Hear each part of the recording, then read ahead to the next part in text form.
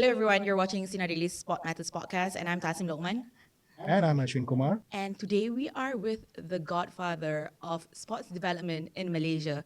He is an unsung hero when it comes to sports. Nobody actually thinks about him when we're talking about sports, but he truly is the person who created the arena, the industry in Malaysia, and supported our athletes. And also the games and the matches when it comes to organizing the events. We are with none other than former Prime Minister Tun Dr Mahathir Mohamad. Thank you, Tun, for being with us on this episode of the podcast. It's a You're super welcome. special episode, and we've never heard you talked about sports before. So thank you for coming. And thank you for allowing us to come to your place and ask you these questions. Actually, you have anything to say?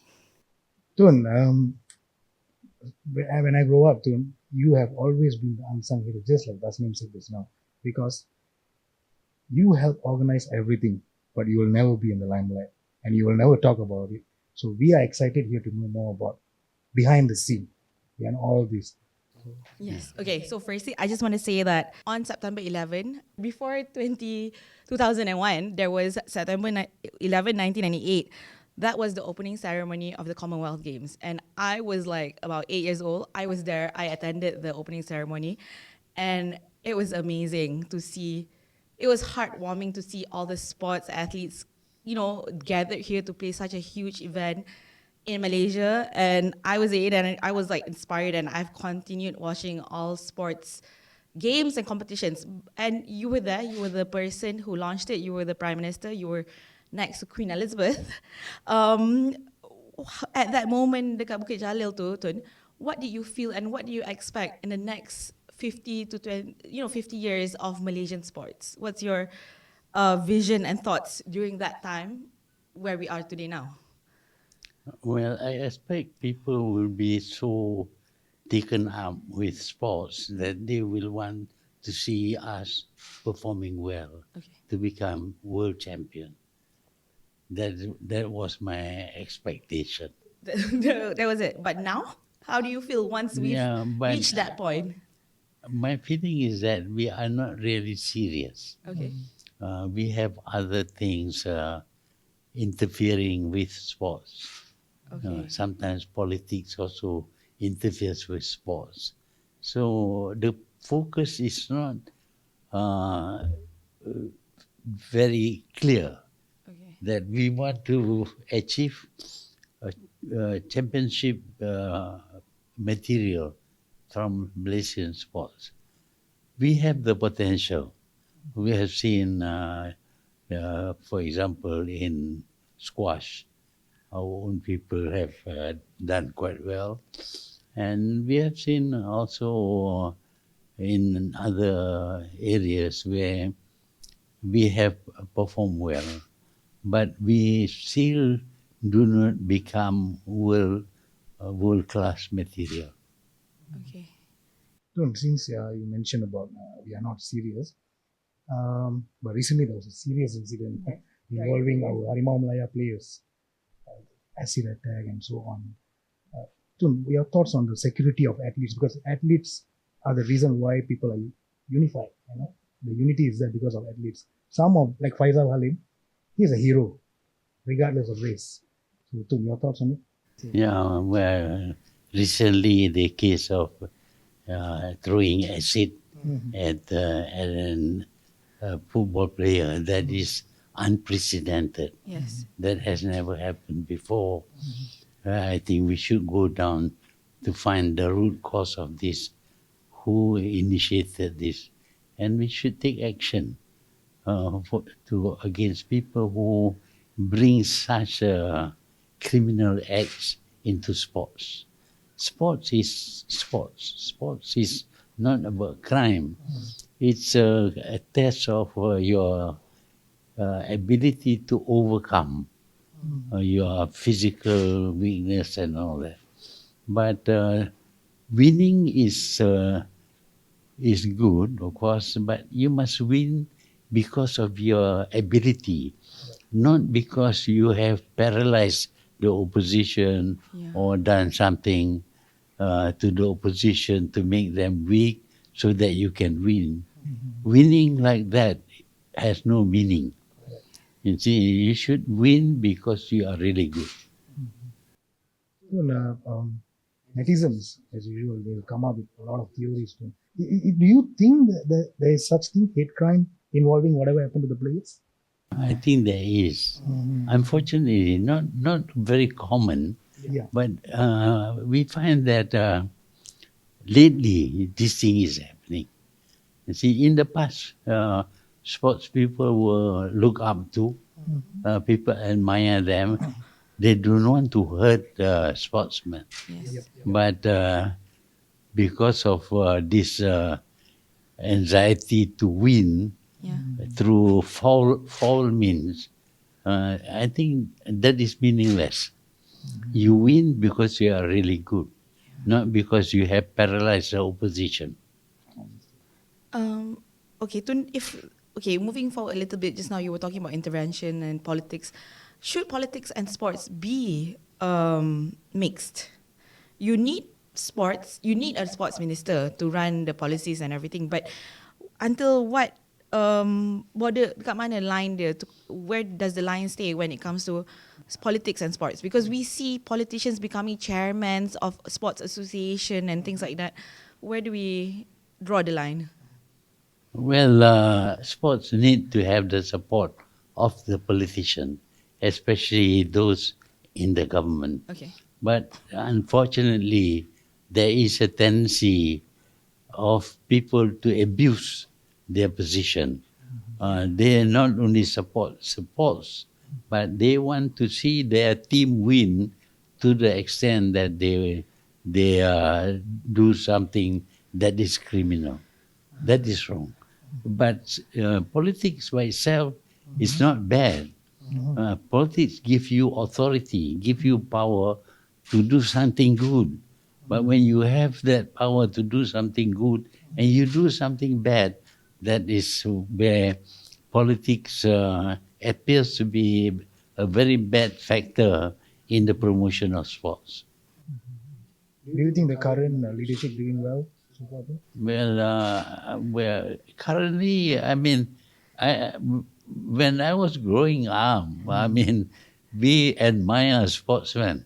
You know, even in the school, Yes. we look up to the School champions and all that. But now, this, I don't know what's happened, but this acid throwing and beating up sportsmen, this is something new. Somebody is behind it. I think it's good for the police to investigate and identify. You see, if you are unwilling to identify, then this thing will go on. You think there's like some sort of like personal bias or social injustice? Because surely somebody who is brave enough to do such attacks has motivation or support in the back, kan? Yeah, there must be somebody. I mean, the man who throws the acid cannot be so worked up that he wants to hurt a football player, for example. I mean, he's quite an ordinary person. Yeah. By himself, I don't think he would do anything wrong. But somebody behind him must have instigated this thing. Yeah. Okay, Tun, we were talking about your contributions and to the development and in the sports industry in Malaysia. Many might forget that, you know, we had Formula One, we had Commonwealth Games and big, you know, Thomas Cup and all the big games in Malaysia. How important do you think it is for us, Malaysia, the country, to host these big events? Because first, tourism. And then second, you know, being an eye to show that, you know, we are a powerhouse when it comes to not just sports, but human development and tourism lah. Maybe tourism sebab orang datang, right? Ya Tun, kan baru-baru ni kita decline to host Commonwealth Games. We will be glad to hear your thoughts on it, Tun. There are two aspects. One is to develop sports, for sports. I mean, sports in itself is a good thing. It contributes towards health. It creates personalities who are highly admired, and become inspiration for a lot of others. That is one part of sport. The other part of sports is the the audience, the people who like to watch games and all that. That we find is good for encouraging tourism. You see, the reason why we introduced F1 and Tour de Langkawi was because such events will attract a lot of tourists. And indeed, F1 attracted a lot of tourists. And the Tour de Langkawi cycle race was able to expose the whole of Malaysia on TV, watched by millions of people. So that serves as an advertisement for promotion of Malaysia. Yeah, it's so sad that it's no longer. Yeah, it's no longer a thing in our country. And when's the last time you have posted anything? Yeah. You know, like I, as a child, I was privileged enough to go to F1. Like I was privileged. I feel so privileged to have met Michael Schumacher and all the F1 drivers, Mika Hakkinen, Kimi Räikkönen. I mean, I'm very old, I guess, from the names, but I was so privileged to do that. Like thinking about, I just like thinking about not able to go to F1 with my dad. I used to go with my family. Like our whole family would go and watch, and it's ridiculous that I don't feel lucky enough to bring my kids to sports events to expose them to sports exposure. So do you think like this could affect the younger generation? What's it like to be in the big crowd? What it's like to be in the moment, watching and being inspired by the players. Let's take Tour de Langkawi Okay. as an example. Ever since we introduced that race, people became very interested in cycling as a sport. True. Very Today, you see every day you see people on the road cycling, and cycling has become a very popular sport with many young people. And it so happens that some of the cyclists in Malaysia are good.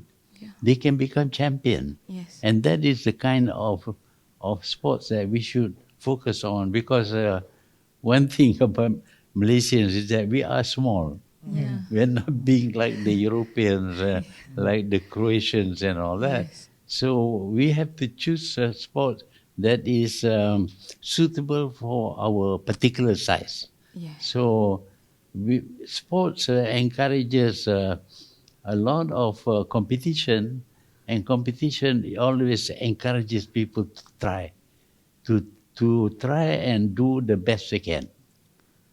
So what are the drawbacks since we are not hosting these kind of events anymore? Drawbacks. Yeah, your own opinion. Yeah, I mean, in a way, government has to play a role.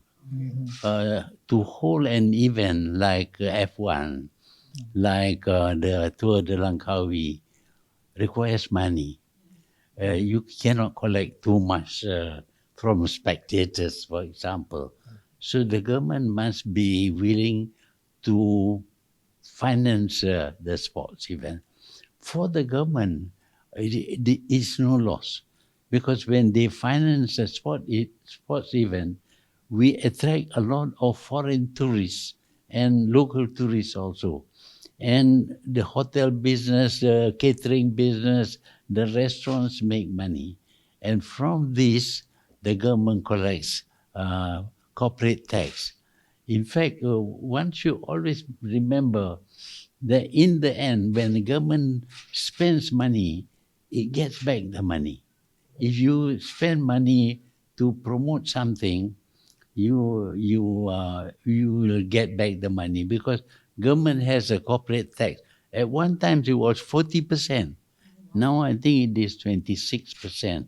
So the government gets back the money. So the government must be willing to spend the money, because it stimulates the economy of the country. Do you think the current government is brave enough to do that?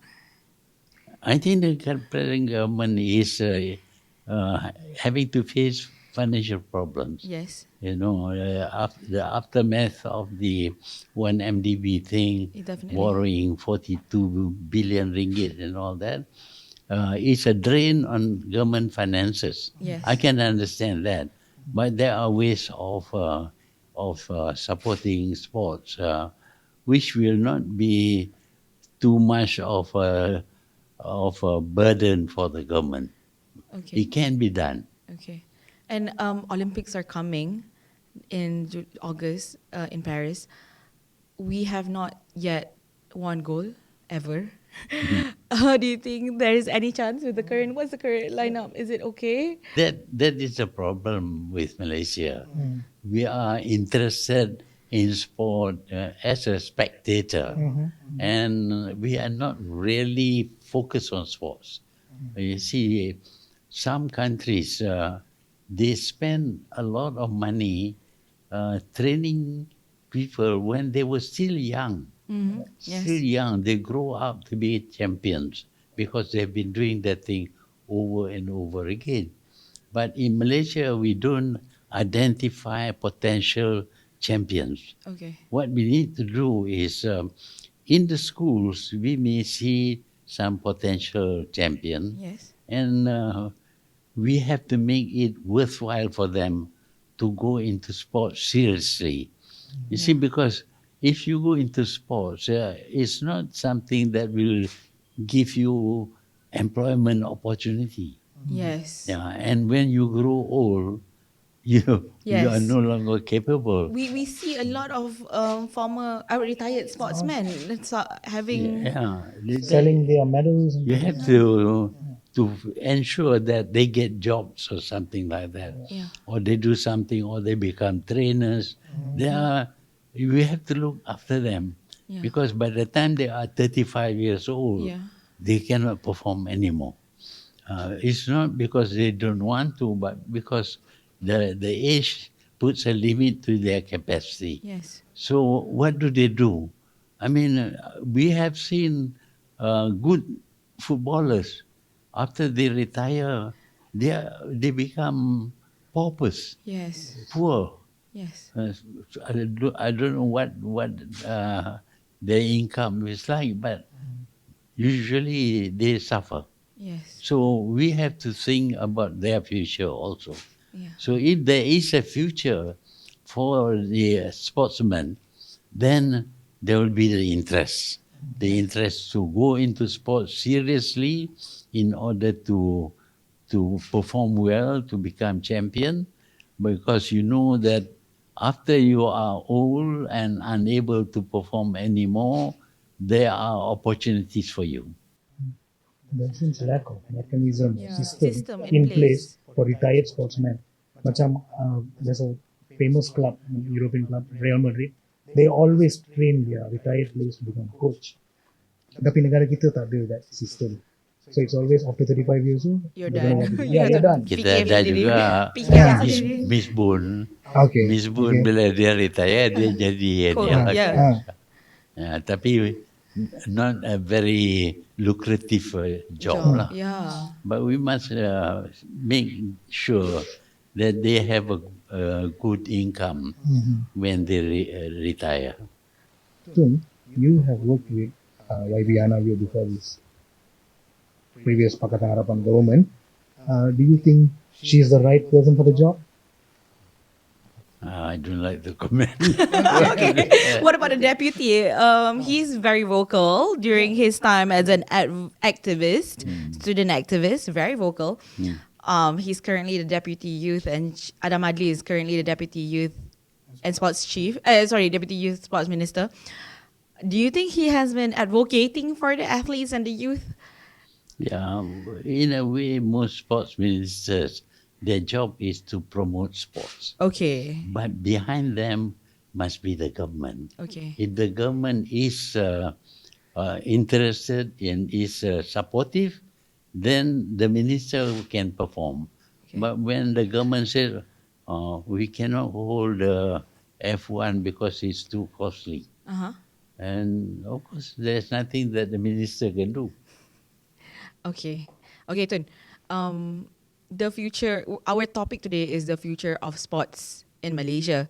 And after discussing this with you, and also like apart from the future, as in the welfare and the income of retired athletes and everything in general, what is your view as a a statesman, the person who developed our industry in our country?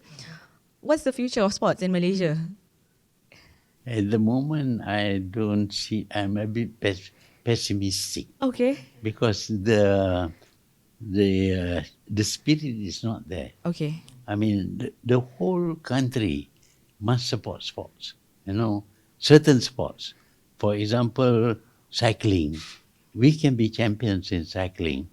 Then there are other sports where the size of the person doesn't matter. And we should promote those sports from the very beginning. From young, we should train them.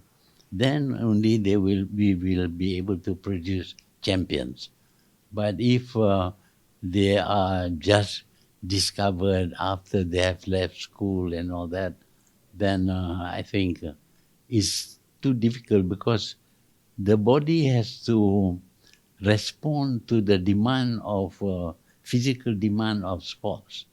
And if the body is not built up from young to do certain things, then it will not perform well. Does this mean that you believe or you feel that we should start like kindergarten sports centers or Yeah. macam encourage small, because sports is very expensive for parents who want their children to go into sports. It's very expensive. In today's world, lagi lah expensive. Training, and you're sacrificing education. You're really sacrificing education because you need the time. Do you think the government needs to create these sports centers for young children as young as 5 or 4? Well, if you have a policy of promoting sports, Okay. one of the ways, of course, is to offer prizes. Okay. If you offer prize for the child in the kindergarten, some kind of sports can be introduced, and the ones that do well, then we should reward, give. We can't give to everybody, but you can give to the champions.